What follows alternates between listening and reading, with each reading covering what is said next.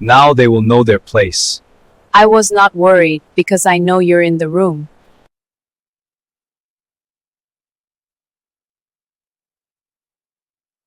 A rich man humiliated a black lady at the gala, unaware she was the wife of Korea's most feared mafia boss. The champagne cost more than her grandmother's mortgage. The chandeliers sparkled like captured stars, and somewhere between the caviar station and the string quartet, a man decided that humiliating her would make excellent entertainment. What he didn't know, what none of them knew, was that the quiet woman in midnight blue wasn't just another guest. She was the reason Seoul's most dangerous man had learned to say I love you in English. Before we begin, pause for a second, because this story will change how you see power, pride, and respect. If you love gripping stories with shocking twists, hit asterisk asterisk like asterisk asterisk, asterisk asterisk share asterisk asterisk this with a friend, and asterisk asterisk subscribe asterisk asterisk now. You won't want to miss what happens next. Naomi Williams had exactly 3 rules for surviving galas in Seoul. Smile like you know something they don't. Never explain yourself to people who've already decided who you are. And always keep your phone on silent because Jinwoo's business calls tended to involve words like restructuring and unfortunate accidents. Tonight, she was breaking rule number 3. Her phone buzzed against her clutch as she stood near the Horsdavers table, watching Seoul's elite perform their weekly ritual of pretending wealth equaled virtue. The humanitarian gala, because apparently, you couldn't just throw a party anymore, you had to attach a cause to your champagne consumption. The irony was so thick you could serve it on the finger sandwiches that looked pretty but tasted like cardboard wrapped in privilege. She pulled out her phone. A text from Jinwoo. Asterisk how's the circus? Asterisk. She typed back. Asterisk the monkeys are well dressed. Canapes are tragic. Your prediction about the live auction was correct. Someone just bid 50 million won on a painting that looks like a toddler's tantrum. Asterisk. 3 dots appeared. Then, asterisk that's my wife. Making friends. Asterisk. Asterisk I'm making observations. There's a difference. Asterisk. Asterisk I'll be done in 20 minutes. Try not to start any international incidents. Asterisk. She smiled at that, slipping her phone back into her clutch. Jinwoo was upstairs in one of the private rooms, conducting the kind of business that happened in hushed tones and strategic handshakes. The kind where fortunes shifted and alliances formed, where a nod meant yes and silence meant you should start updating your resume. Naomi had learned to navigate this world the way she'd learned to navigate everything else in her life, by being exactly who she was and letting everyone else deal with their discomfort. When she'd first arrived in Seoul 18 months ago, the society-wise had tried to adopt her as their charity project. Poor thing. Married to Jinwoo Park. Probably doesn't understand our ways. Let's teach her how to bow properly and wear Chanel. She'd politely declined their tutorials and opened a restaurant instead. Brooklyn Soul, a fusion spot in Gangnam that served her grandmother's fried chicken alongside Korean fried chicken, collard greens with gokyuguru, sweet potato pie with black sesame. The critics had been skeptical. The Michelin Guide had been impressed. Her grandmother had cried when she'd video call from the restaurant's opening night. Ladies and gentlemen, if I could have your attention, please. Naomi looked up. Park Dong-hyun had commandeered the microphone at the front of the ballroom. She knew him by reputation. Real estate magnate. Old money. The kind of man who believed his bank account was proof of his superiority. His company had tried to buy the building that housed her restaurant. She'd outbid him using Jinwoo's lawyers and a shell corporation. He probably didn't even know she was the reason he'd lost that deal. Yet, I want to take a moment to acknowledge the incredible work being done tonight, Park continued, his voice carrying that particular frequency of false sincerity that rich men perfected. We're here to support education initiatives for underprivileged children, to give back, to make a difference. Naomi bit back a laugh. Park's company had been cited 6 times in the past year for underpaying migrant workers. But sure, tell us more about giving back. And I have to say, Park's eyes swept the room, landing on her with the precision of a predator who'd spotted something interesting. I'm absolutely delighted to see such diversity at tonight's event. The word hung in the air like smoke before a fire. Naomi felt it then. That particular quality of silence that preceded disaster. The kind where everyone suddenly became very interested in their champagne. Where conversations died mid-sentence. Where cameras subtly shifted angles. She'd been here before. Different city, different country. Same script. The moment when someone decided that your presence needed explanation, that your existence required justification, that your melanin was an invitation for commentary. Park wasn't done. I mean, really, it's wonderful. Though I have to ask, he paused for effect, milking the moment like a comedian working a crowd. Did the catering company perhaps send someone to the wrong entrance? Because I'm fairly certain the help should be using the service elevator. The laughter that followed was the worst kind, nervous, uncertain, the sound of people who knew they should object but were busy calculating social mathematics. A few gasps, some uncomfortable coughs, phones emerging from pockets because nothing said modern morality like filming humiliation for social media. Naomi stood perfectly still, her champagne glass steady in her hand. She'd weathered worse than this. Brooklyn had taught her how to stand in rooms where she wasn't wanted. Her grandmother had taught her that silence could be its own power. Jinwoo had taught her that sometimes, the best revenge was simply existing beautifully while other people self-destructed. So she waited. Because 20 floors above, her husband had just received an alert on his phone, the security system that monitored everything in the ballroom, including audio. And Jinwoo Park had exactly one weakness in this world. Unfortunately for Park Dong-hyun, he was currently mocking her. Park Dong-hyun was enjoying himself immensely.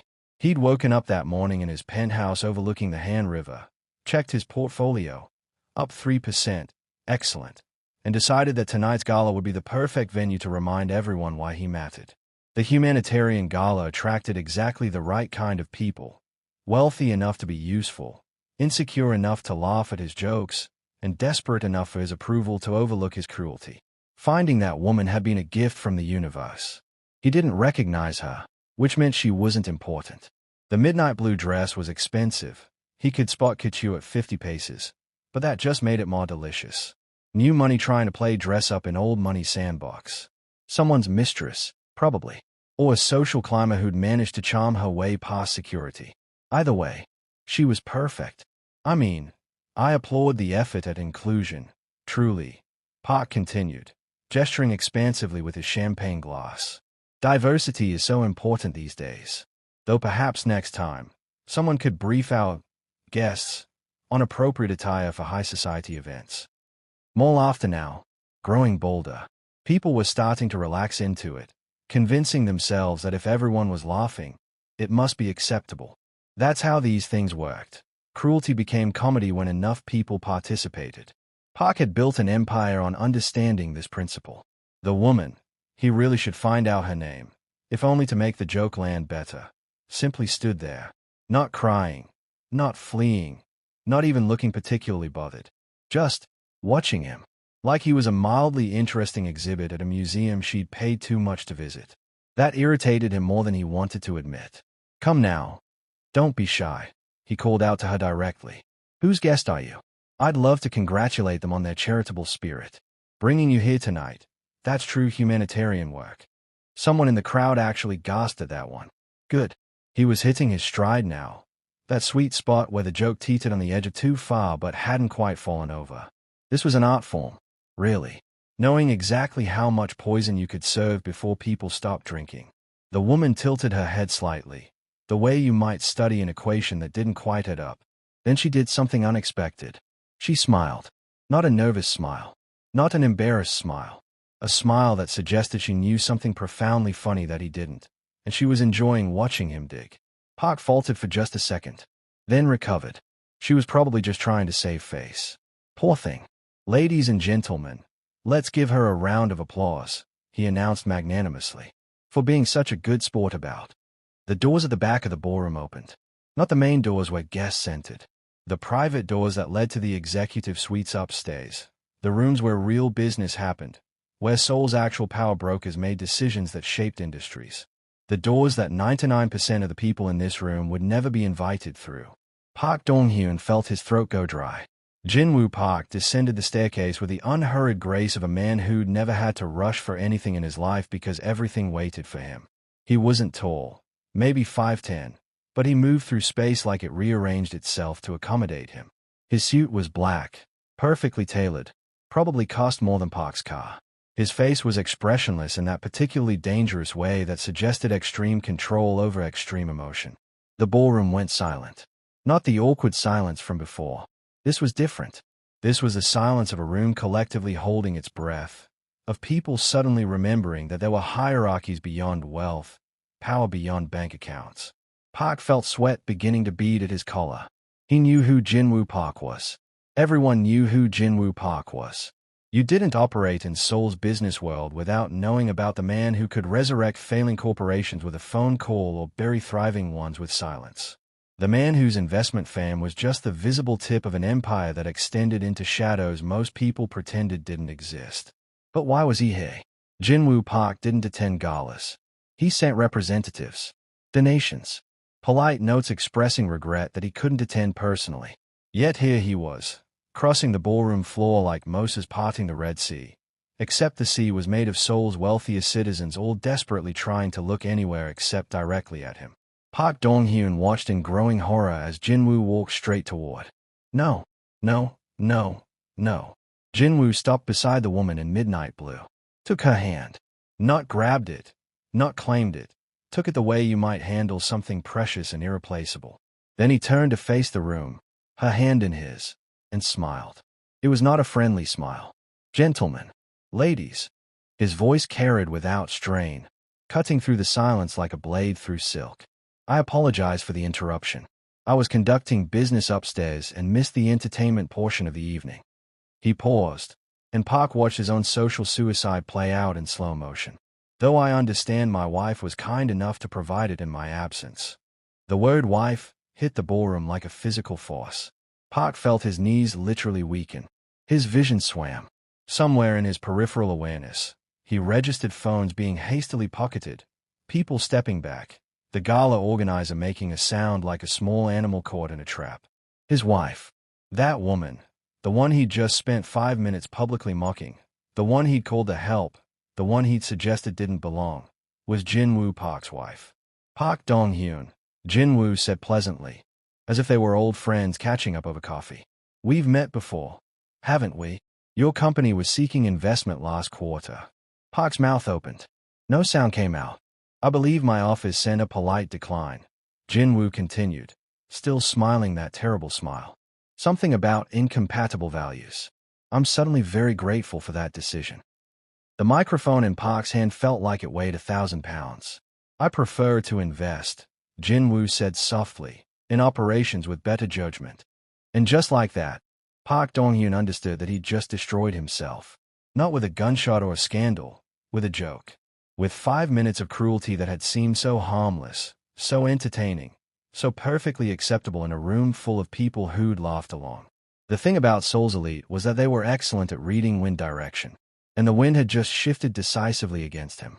Naomi had experienced many memorable moments in her life. Her first day at culinary school. Her grandmother teaching her to make cornbread from scratch. The night Jinwoo had proposed in her Brooklyn kitchen, nervous as a teenager, stumbling through a speech he'd clearly rehearsed 50 times. But watching Park Dong-hyun's face cycle through the emotional spectrum of utter devastation, that was ascending to the top 5. He'd gone white first, that bloodless pale that suggested his circulatory system had staged a walkout. Then red, a flush creeping up his neck as humiliation set in. Now he was settling into a grayish green that reminded Naomi of spoiled meat. Park's voice cracked like adolescent puberty. Mr. Park, I sincerely apologize. I didn't. I had no idea. Jinwoo tilted his head slightly, a gesture Naomi recognized. He did that when he was considering whether someone deserved mercy or simply more rope to hang themselves with. You didn't know what? Exactly. Jinwoo asked, his tone conversational, almost curious. That she was my wife, or that she was a human being deserving of basic respect. The question hung in the air like a guillotine blade waiting to drop. Park's mouth opened and closed silently. Around them, the ballroom had achieved a level of quiet usually reserved for funerals and hostage situations. Someone's champagne glass clinked against the table, the sound impossibly loud. I'm genuinely curious, Jinwoo continued. Which revelation troubles you more? Take your time. We're all listening. Naomi squeezed Jinwoo's hand gently. Their private signal for you've made your point. Let's not actually destroy him completely. Jinwoo squeezed back. His signal for I know. But I'm enjoying this. Park was sweating now, actual beads of moisture visible on his forehead despite the ballroom's perfect climate control. His reputation was dying in real time, and everyone in the room was witnessing the execution. Both, Park finally whispered, his voice barely audible. I apologize for both. Unreservedly. Mrs. Park. He swallowed hard. There's no excuse for my behavior. I was cruel and thoughtless and completely out of line. Naomi let the silence stretch for exactly 3 seconds. Long enough to be uncomfortable. Short enough to be merciful. Then she spoke. Mr. Park. Her voice was warm, almost kind, which, given the circumstances, was possibly more devastating than anger would have been. We all have moments we regret. I hope you learn from yours. She could feel Jinwoo's surprise through his hand. He'd expected her to draw blood, to take the opportunity to verbally eviscerate a man who'd tried to humiliate her in front of Seoul's elite. But Naomi had learned something in her 32 years. The cruelest thing you could do to someone who'd wronged you wasn't revenge. It was grace. Because grace made them carry their shame themselves, without the satisfaction of your anger to justify their actions. The canapés really are terrible, though, she added, turning to Jinwoo. Want to get actual food? Jinwoo's expression shifted, surprise melting into something softer, prouder. He'd married her for 1,000 reasons, but moments like this reminded him why he'd known she was extraordinary from the first conversation outside her grandmother's restaurant. I know a place, he said, offering his arm. They walked toward the exit, the crowd parting like water around a ship. No one spoke. No one dared. Park Dong-hyun stood frozen at the microphone, a monument to hubris and poor judgment. As they passed the coat check, Naomi heard the whispers beginning, that electric rustle of gossip igniting. By tomorrow morning, this story would be everywhere, not as scandal, but as cautionary tale. In the car, Naomi finally let out a breath she didn't know she'd been holding. She kicked off her heels, beautiful, expensive, and absolutely murdering her feet, and sighed. You know I could have handled that myself, she said, watching Seoul's lights blur past the window. Jinwoo glanced at her, one hand on the wheel, the other finding hairs across the center console. I know. You were handling it brilliantly, standing there like a queen while he self-destructed. Then why? Because I really wanted to see his face when he realized. Jinwoo's smile was almost boyish. I'm petty that way. Naomi laughed despite herself. You're terrible. You married me anyway. Questionable judgment on my part. The wisest, he agreed cheerfully. Where do you want to eat? Somewhere with actual seasoning. That gala food was an insult to cuisine everywhere. There's a Pojangmakan near Hongdae. Street food. Plastic chairs. The opposite of everything we just left. Perfect. They drove in comfortable silence for a few minutes, the city lights painting patterns across the car's interior. Naomi watched Seoul flow past. This city that had become home in the strangest way possible. This place where she'd built a life she'd never imagined. You surprised me back there, Jinwoo said quietly. How so? I thought you'd tear him apart. You had every right. Every reason. Naomi considered this. I could have. Maybe I should have. But what would that have accomplished? He was already destroyed. Making him bleed more wouldn't make me feel better. You're a better person than me. No, she said, squeezing his hand. Just better at picking my battles. Besides, your face when you came down those stairs. That did all the work I needed. Jinwoo laughed. A real laugh. The kind he only gave her. Was I that obvious? You looked like you were considering whether dismemberment was still illegal in Korea. It is, unfortunately. I checked. You're joking. Mostly. They pulled up to the Pojangmakan, a ramshackle tent-covered food stall that looked like it might blow away in a strong wind but smelled like heaven. The owner recognized Jinwoo immediately, not because he was powerful, but because he'd been coming here since college, back before the empire, before the reputation. A juicy, the owner called out. Long time. And you brought. He stopped, eyes widening as he recognized Naomi from the restaurant reviews. Mrs. Park. It's an honor. Naomi grinned. The honor's mine if that's tteokbokki I smell. They settled onto plastic stools that probably violated every safety regulation, surrounded by other late-night diners who were too busy enjoying their food to care about who was sitting next to them. This was the Seoul Naomi loved, not the gala ballrooms and charity auctions, but the street corners where real life happened. Jinwoo ordered enough food for 6 people.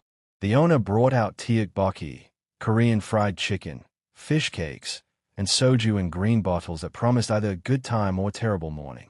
To terrible galas and worse canapes, Jinwoo said, raising his shot glass.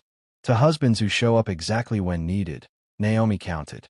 They drank, the soju burning pleasantly down her throat. Do you think he learned anything? Naomi asked, spearing a rice cake with her chopsticks. Jinwoo considered this seriously. Maybe.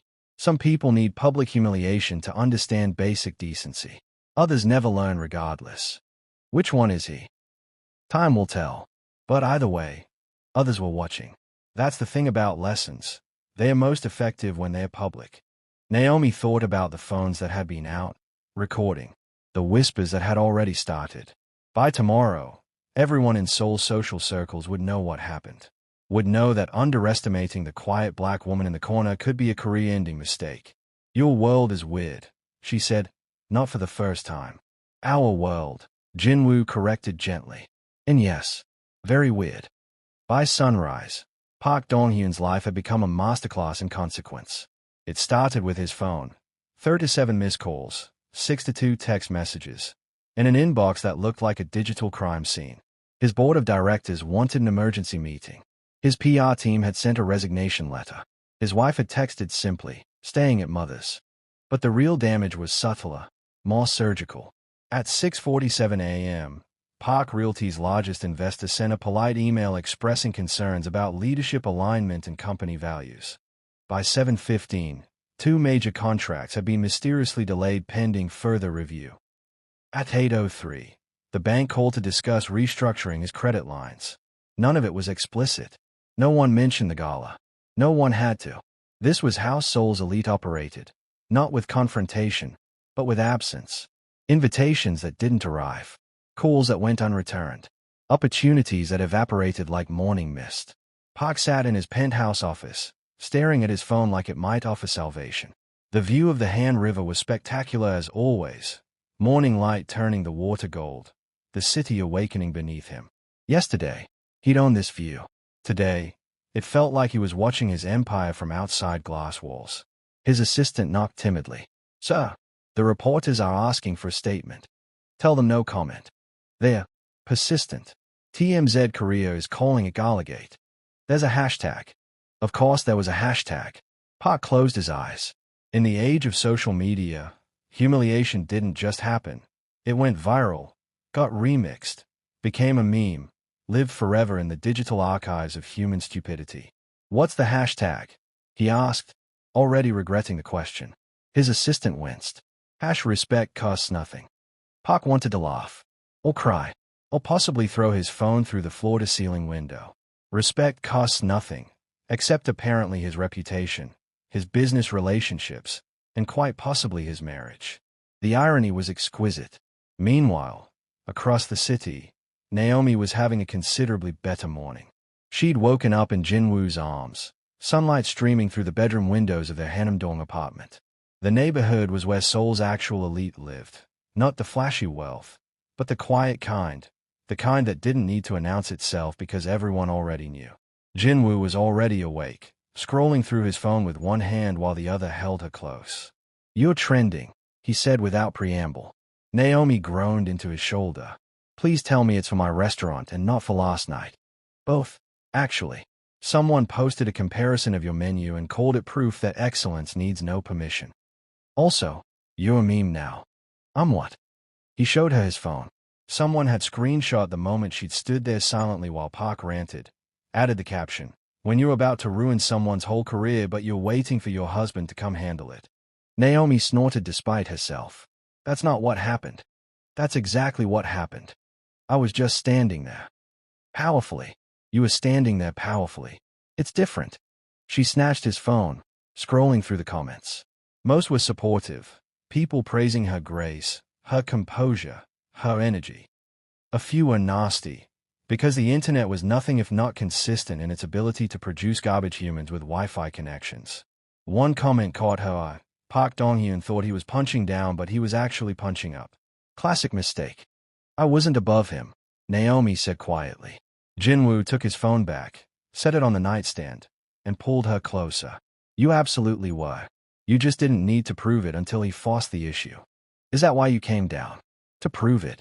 I came down because watching someone disrespect my wife while I did nothing felt like swallowing glass. The proving thing was just a bonus. Naomi tilted her head to look at him properly.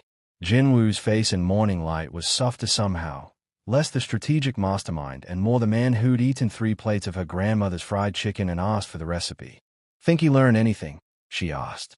Does it matter? It might. To him. Jinwoo considered this. You're too forgiving. I'm pragmatic.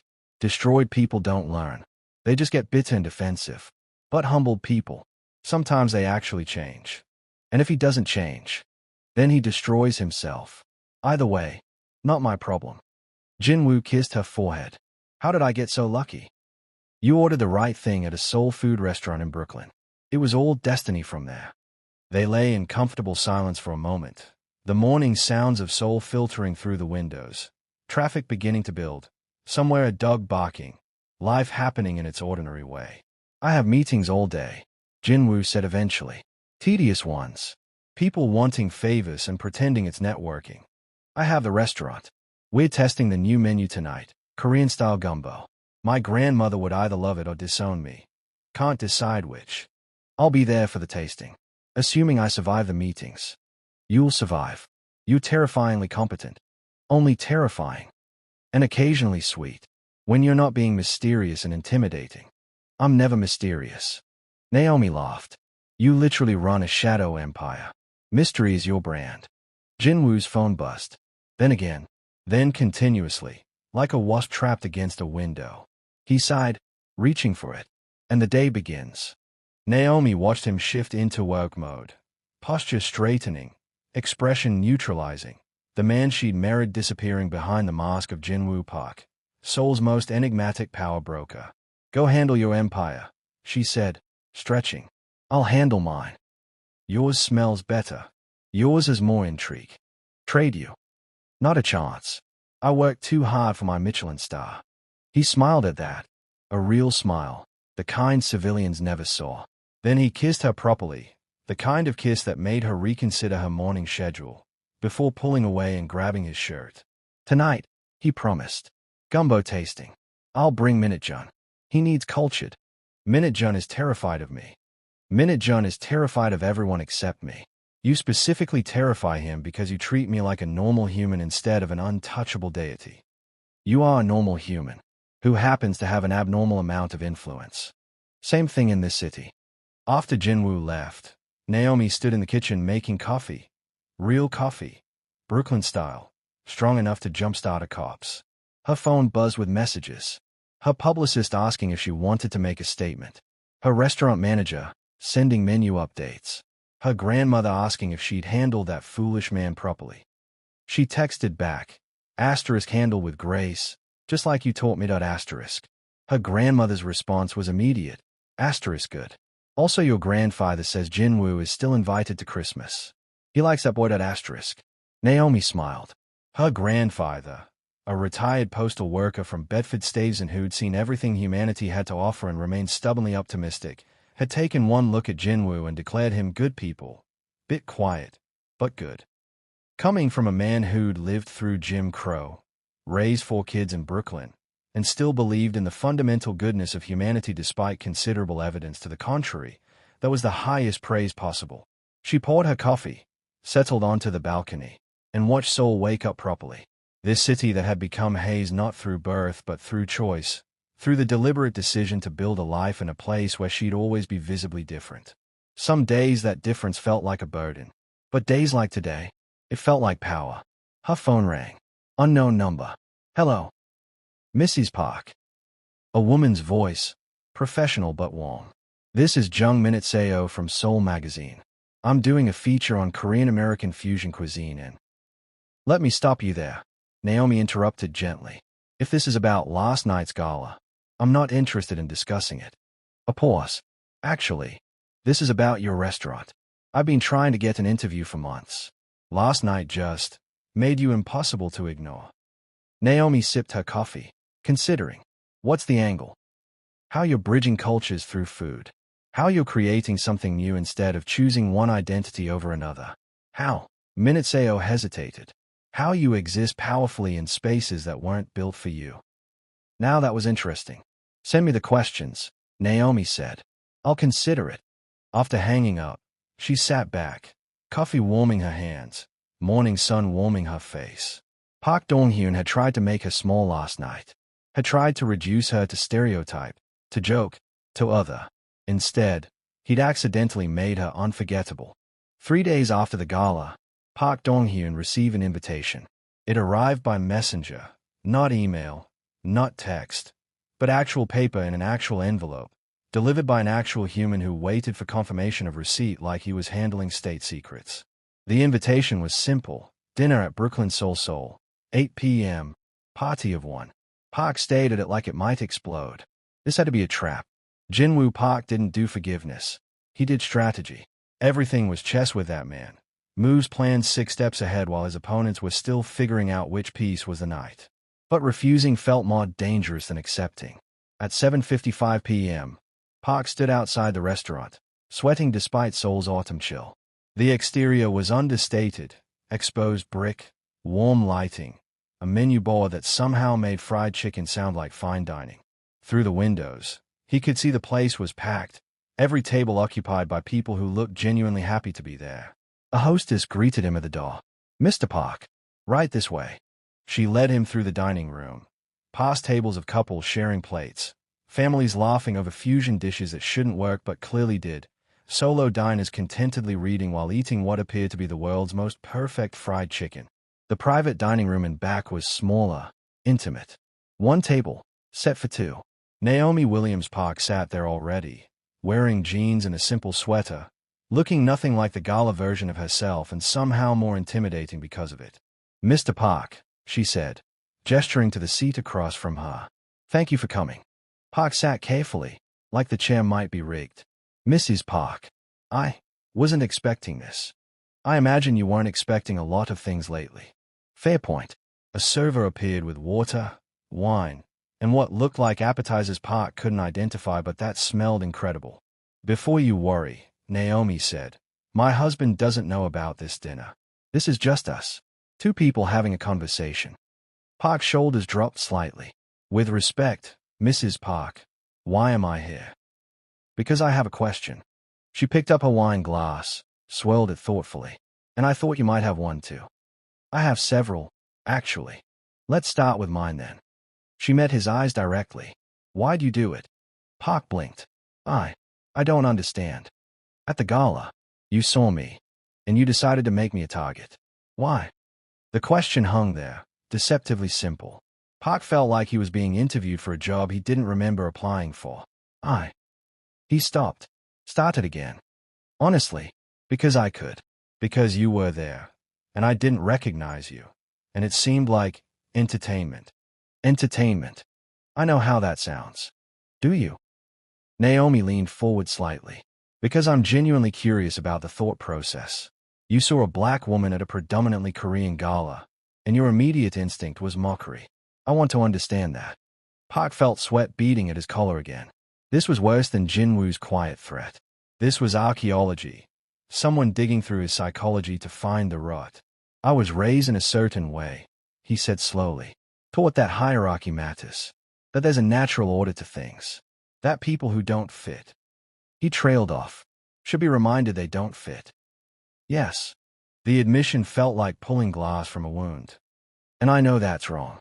I knew it was wrong while I was doing it. But I did it anyway because the room would laugh. And laughter meant power." Naomi nodded slowly, like he confirmed something she'd suspected. "See, that's what I wanted to hear. Not an excuse. Just the truth." She pushed a plate toward him. Fried chicken that looked like art. "Eat. This is my grandmother's recipe. Took me 3 years to get it right." Park picked up a piece hesitantly. Bit into it. His eyes widened. "This is extraordinary." "I know. No false modesty. Just fact. I'm good at what I do. I work for it. Earned it. Built something real in a city where I'm visibly other every single day." She ate a piece herself. "You tried to diminish that because of my skin color. And you know what the funny thing is?" "What?" "It didn't work." My restaurant still has a Michelin star. My husband still trusts me. My grandmother still FaceTimes me every Sunday asking when I'm giving her great-grandchildren. She smiled, but it wasn't cruel. Your mockery didn't make me smaller. It just made you smaller. Park set down his fork, appetite gone despite the exceptional food. So why invite me, hey? To rub it in? No. Naomi refilled his wine glass. To give you something most people don't get after they publicly self-destruct.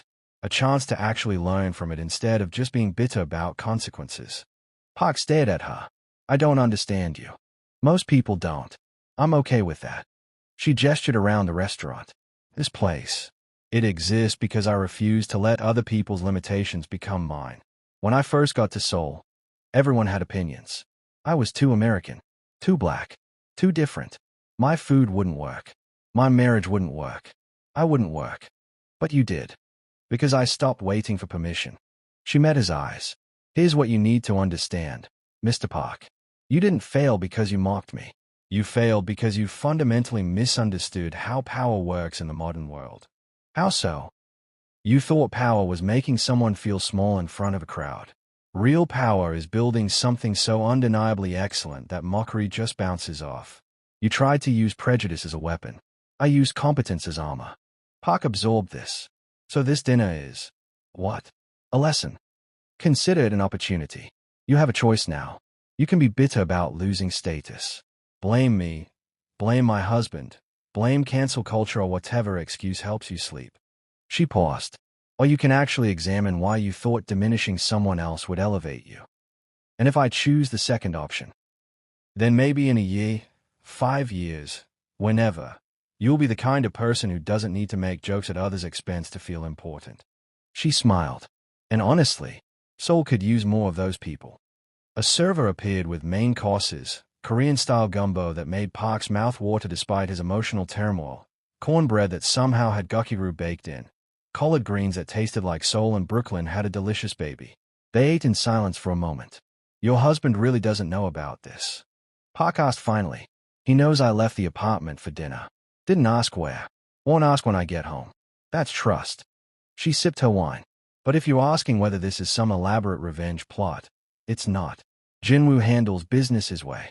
I handle life mine. Which is? I believe in second chances. Probably foolish, given how often people waste them. But I also believe that sometimes, not always, but sometimes, humiliation can be the start of growth instead of just the end of reputation. Park felt something loosen in his chest. Not forgiveness. He didn't deserve that yet. Might never deserve it. But possibility. I've lost everything, he said quietly. Contracts. Relationships. Respect. No. Naomi's voice was firm. You've lost status. Those aren't the same thing. Status is what other people give you. Respect is what you earn. You can't lose what you never actually had. That hit harder than any of Jinwoo's subtle threats. So what do I do now? Naomi considered him thoughtfully. Real question. Do you actually want to change? Or do you just want your life back the way it was? Park opened his mouth. Closed it. The honest answer felt like admitting defeat. I don't know, he finally said. I miss my life. But I can't stop thinking about your face. When I was mocking you, you just stood there, not angry, not hurt, just watching me destroy myself. He met her eyes. That's haunted me more than anything your husband said. Good. Not cruel. Just honest. That means there's something salvageable in there. She pushed a business card across the table. I know a therapist. Dr. Kim. She specializes in helping successful people figure out why success isn't making them happy. She's expensive, she's tough, and she doesn't care about your excuses. Park took the card like it might burn him. I'm not saying hire her, Naomi continued. I'm saying consider it. Consider doing actual work to understand why you are the way you are. Not for me. Not for your reputation. For yourself. And if I do, then maybe in a year, you'll look back at the gala and think, that was the night I started becoming someone better. Or maybe you won't. Maybe you'll decide I'm naive and preachy and you were right all along. She shrugged. Either way, I'll still have my Michelin star. Despite everything, Park almost smiled. They finished dinner mostly in silence, the kind that was contemplative rather than uncomfortable. When the check came, Naomi waved it away. This one's on me. Consider it an investment. In what? The possibility that people can be better than their worst moment. Outside, Seoul's night air was crisp. Park stood on the sidewalk, restaurant noise muffling behind him, city lights reflecting off buildings that suddenly seemed less like monuments to his former glory and more like just buildings. Mrs. Park, he called as she headed to her car. She turned. Thank you. For this. For. He gestured helplessly. For treating me like a human instead of just a cautionary tale. Naomi smiled. Everyone's human, Mr. Park. Even the ones who forget it. She drove away, leaving Park standing there with a business card, a full stomach, and the uncomfortable realization that maybe, just maybe, losing everything had been the first honest thing to happen to him in years. 6 months passed like seasons changing. Inevitable, transformative, occasionally brutal. Park Dong-hyun's empire didn't collapse overnight. That would have been too dramatic, too clean. Instead, it eroded like coastline, slowly, then suddenly, until one morning he woke up and realized he'd lost everything that mattered and kept everything that didn't. The penthouse, the car, the investment portfolio that still generated enough passive income to live comfortably for 3 lifetimes. But the board had voted him out. His wife had filed for divorce. His friends, if he'd ever actually had friends instead of strategic relationships, had evaporated like morning dew. He sat in Dr. Kim's office on a Tuesday afternoon, staring at the neutral beige walls that cost more than most people's rent. Tell me about the gala again, Dr. Kim said, pen poised over her notepad. We've discussed this multiple times. Humor me. Park sighed. 6 months of therapy had taught him that Dr. Kim's humor me was code for you're still not getting it. I humiliated a woman publicly because I could. Because it made me feel powerful. Because I've spent my entire life confusing cruelty with strength. Better. Now tell me why. Because my father. No. Dr. Kim's voice was sharp. Not because of your father. Not because of society. You. Why did you choose that moment? That woman. That joke. Park closed his eyes. This was the work, the actual, uncomfortable, bone-deep work of excavating who you were versus who you'd convince yourself you were. Because she looked content, he said finally. Standing there alone, not trying to network or impress anyone. Just existing. And it enraged me that she could be comfortable in that space when I spent every moment calculating how to maintain my position in it. Dr. Kim nodded. There it is. I was jealous of her peace. Yes. That's pathetic. That's human. Dr. Kim set down her pen. You spent 53 years building an identity based on status. Then you met someone who had status without needing it, and it broke your brain. Park laughed bitterly. Broke more than my brain.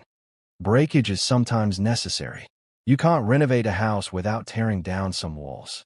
Park left the session feeling scraped raw, like someone had taken sandpaper to his psyche. This was progress, apparently. It felt like torture. His phone buzzed. A text from an unknown number. Asterisk gallery opening tonight. 8 p.m. Incident. You should come. NWP asterisk. Naomi Williams Park. They'd had 3 more dinners over the past 6 months. Not planned, exactly. But whenever Park felt like he was drowning in consequences, she'd somehow materialize with an invitation to her restaurant and uncomfortable questions disguised as casual conversation. He didn't understand her. Didn't understand why she bothered. But he showed up anyway. The gallery was small, tucked between a traditional tea house and a K-pop merchandise shop. Quintessential soul collision of old and new. Inside, photographs covered the walls. Black and white images of Seoul's forgotten spaces. Pajama tents at 3 a.m. Elderly women selling vegetables in markets. Day laborers waiting for work. Naomi stood near a photograph of her own restaurant's kitchen, talking to the photographer, a young Korean woman with purple hair and paint-stained jeans. Mr. Park, Naomi called out, waving him over. This is Lee Sejin. She's the artist. Sejin bowed slightly. Mr. Park, I've heard about you. Nothing good, I'm sure. Actually, Mrs. Park said you're doing interesting work on yourself. Sejin gestured to her photographs. That's what this exhibition is about. Seeing things differently. Finding beauty in spaces we've trained ourselves to overlook. Park studied the images more carefully. There was something about them. A tenderness. Maybe. The way she'd captured a taxi driver sleeping in his cab during lunch break, or a grandmother selling flowers she'd probably grown herself. These are remarkable, he said honestly. Thank you. I'm actually here on a student visa. Photography scholarship. But it expires soon. And Sejin shrugged. The arts don't exactly pay rent in Seoul. Park glanced at Naomi, who was studying him with that particular expression that meant she was testing something. What kind of scholarship? He asked Sejin. Cultural exchange program. But the funding got cut. Government budgets, you know. Park absolutely knew. He'd spent decades navigating those systems, exploiting loopholes, finding angles. Old habits whispered strategies. How he could use this, leverage connections, extract value. Then he thought about Dr. Kim's question. Asterisk, who do you want to be? Asterisk. Long. I might know some people, Park said slowly. At the Cultural Foundation. Not promises, but let me make some calls. Sejin's eyes widened. Really? That would be. Thank you. Seriously. After she moved away to talk to other guests, Naomi handed Park a glass of wine. That was kind, she said. That was self-serving. Helping people makes me feel less like a monster. Can't it be both? Park sipped his wine. Is that why you invited me? To test whether I'd help her? No. I invited you because I thought you'd appreciate the work. The helping thing was just a bonus. She smiled. Though I'm glad you passed. I didn't do it to pass your test. I know. That's why it mattered. They wandered through the gallery together, this odd pair, the disgraced businessman and the woman he'd tried to humiliate. Other guests recognized them, whispered, but nobody approached. Naomi's presence was a shield, Park realized. Standing next to her signaled that he wasn't completely irredeemable. How's the restaurant? He asked. Busy. We're opening a second location in Itaewon. More casual, focused on the fusion bowls. She paused by a photograph of street food vendors. My grandmother's visiting next month. First time in Seoul. Nervous. Terrified. She raised me. Taught me everything about food, about resilience, about not taking garbage from anyone. Naomi laughed. Introducing her to Jinwoo's world is going to be chaos. How did she react when you told her about everything? The gala. Naomi's expression softened. She said, Baby, some people are so poor they have his money. Don't waste energy pitying them. Park absorbed that. She was talking about me. She was talking about a certain type of person. Whether you're still that person is up to you. Before Park could respond, his phone buzzed. Multiple notifications, all at once. He pulled it out, frowning. Text from his lawyer. Asterisk board meeting scheduled. They want to discuss your severance terms. Asterisk. Email from his ex-wife's attorney. Asterisk Mrs. Park is willing to renegotiate the settlement. Asterisk. Message from an old business associate. Asterisk coffee? Been too long. Asterisk. Park stayed at his phone like it had started speaking ancient Greek. What's wrong? Naomi asked. I think. He scrolled through the messages, disbelieving. I think people are reaching out. Actually reaching out. Not just performative networking. Imagine that. Did you? He looked at her sharply. Did Jinwoo do something? My husband doesn't interfere in other people's redemption arcs. That's not his style. She sipped her wine thoughtfully. Though I may have mentioned to a few people that you've been doing genuine work on yourself.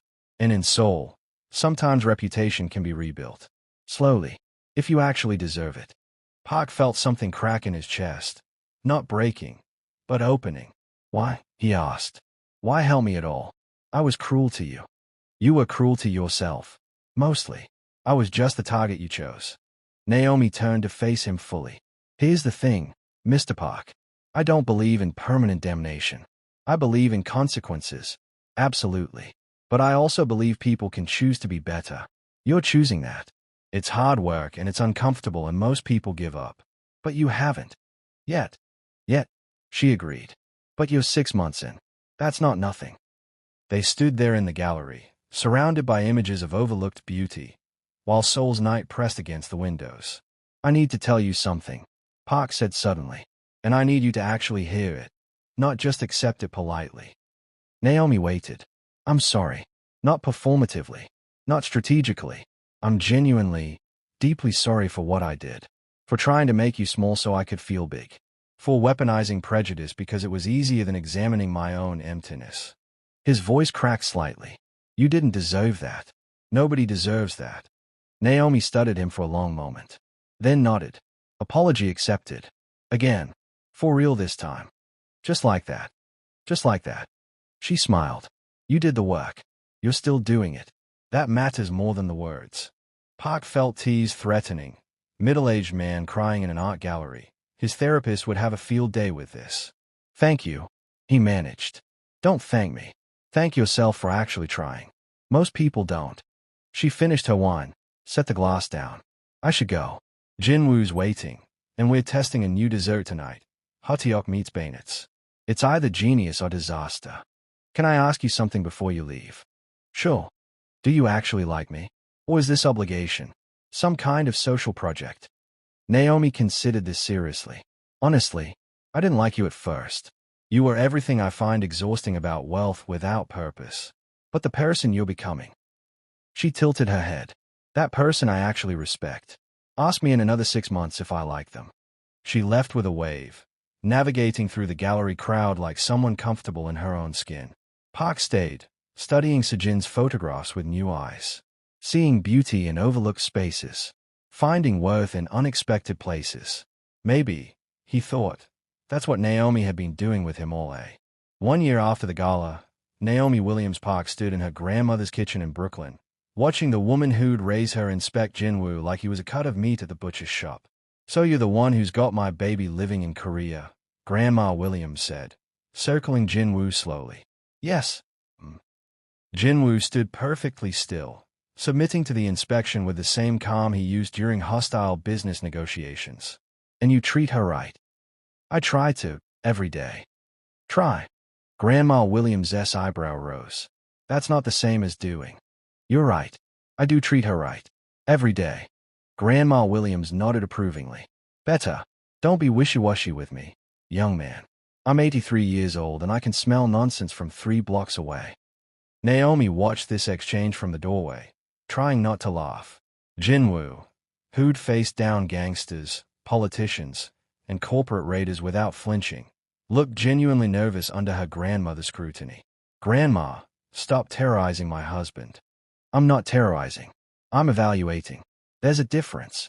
She turned back to Jinwoo. You know how to make cornbread? No.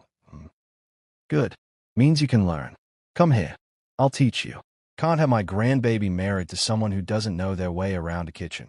3 hours later, Jinwoo had flour in his hair, butter on his shirt, and the most genuine smile Naomi had seen in months. Grandma Williams had declared his cornbread adequate, but you'll get there, which was basically a marriage blessing in her language. They sat around the table, the same table where Naomi had done homework, where Jinwoo had nervously explained his complicated life, where her grandfather had declared him good people before passing away 2 years ago. So tell me about this gala situation, Grandma Williams said, serving collard greens that made Jinwoo close his eyes in appreciation. Naomi mentioned some fool tried to embarrass her. He succeeded temporarily, Naomi said, then immediately regretted it. And you forgave him. Just like that. Not just like that. It took time. Therapy. Actual change. Grandma Williams studied her granddaughter. You're softer than me. I'd have let that man rot. You literally gave second chances to half of Bedford-Stuyvesant. That's different. Those were my people. Everyone's your people, Grandma. You taught me that. Jinwoo watched this exchange with quiet fascination. This was where Naomi came from. Not just geographically, but spiritually. The kindness with teeth. The grace with boundaries. The belief that people could be better, paired with the willingness to let them fail if they chose to. His phone buzzed. He glanced at it, then at Naomi. It's Park Dong-hyun, he said. Is asking if we're available for lunch next week. Grandma Williams' fork paused midair. That's the fool. That's the fool, Naomi confirmed. Who's been doing genuine work on himself. Therapy, reflection, actually examining his biases instead of just apologizing and moving on. And you believe that? I've watched it. 6 months of dinners, conversations, watching someone uncomfortable in their own growth. Yeah, I believe it. Grandma Williams set down her fork, fixed Jinwoo with a look that probably made corporate raiders confess their sins. And you? What do you think of this man? Jinwoo considered carefully. A year ago, I wanted to destroy him. Not metaphorically. Literally dismantle everything he'd built. He glanced at Naomi.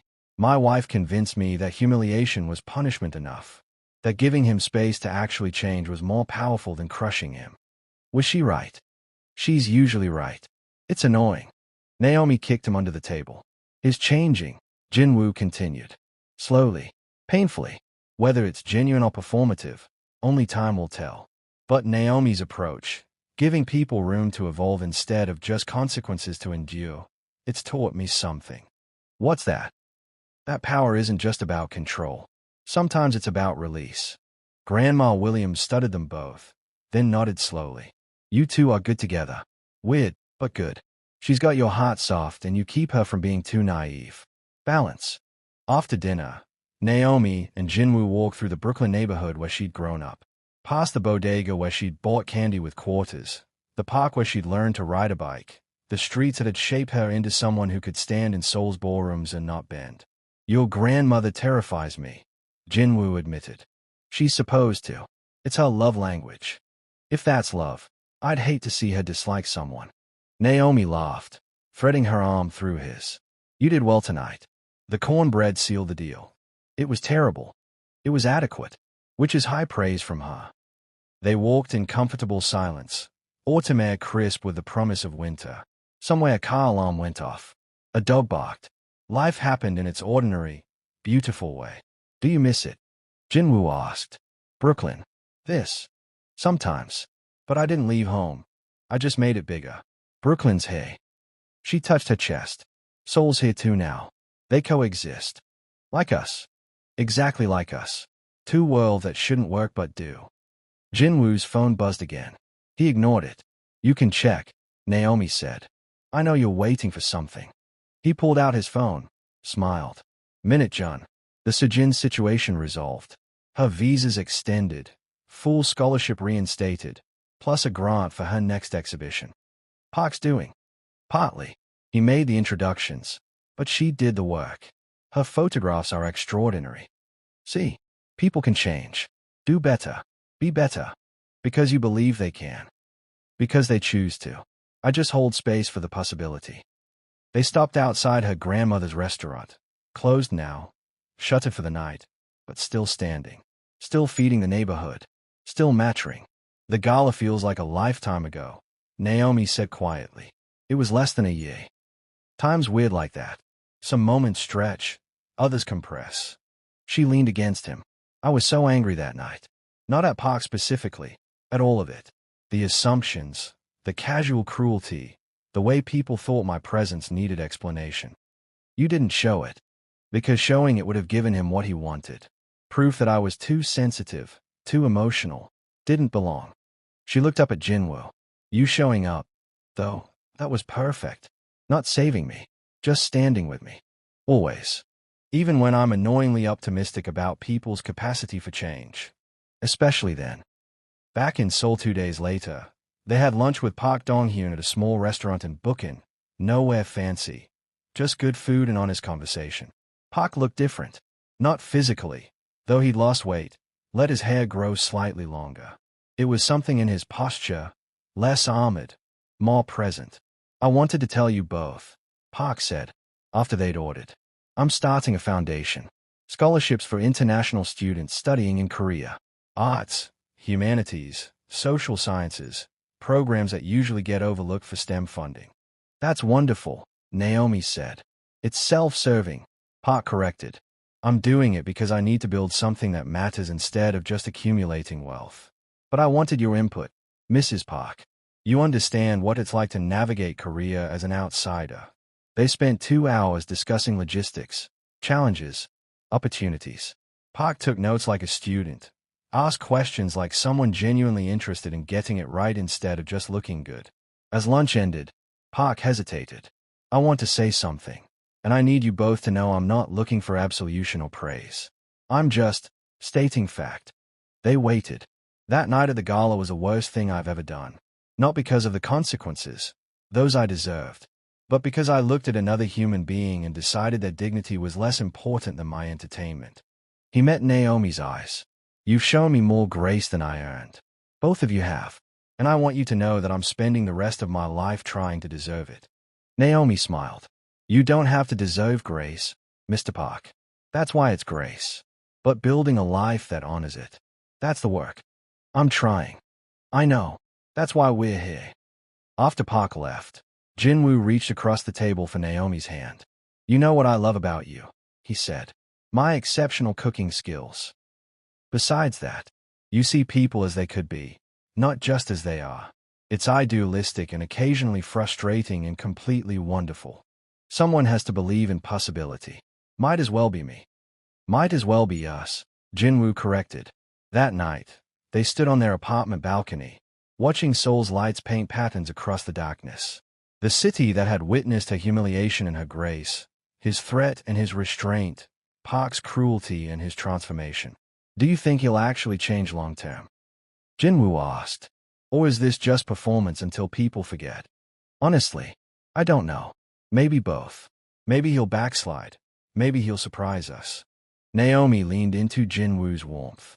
But I'd rather give someone the chance to be better and be wrong than assume they can't and be right. That's exhausting. That's hope. Jinwoo kissed the top of her head. Your grandmother asked me today if I was good enough for you. What did you say? That I try to be, every day. And she said trying was wishy-washy. So I said I absolutely am good enough. And then I'd prove it by learning to make proper cornbread.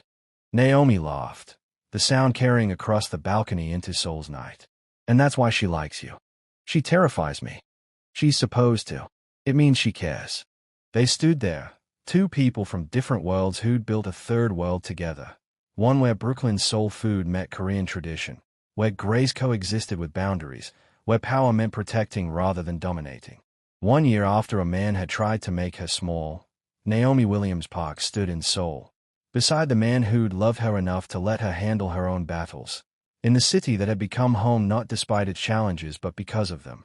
And somewhere in the city, Park Dong-hyun sat in his modest apartment, looking at photographs of the Foundation's first scholarship recipients, trying every day to be someone worth forgiving.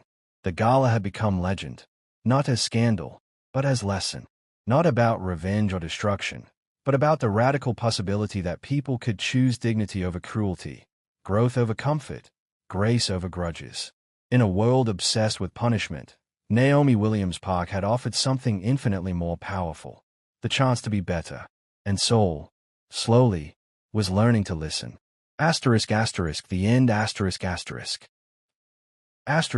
Now let me ask you something. Have you ever witnessed someone publicly humiliate another person and just stood there?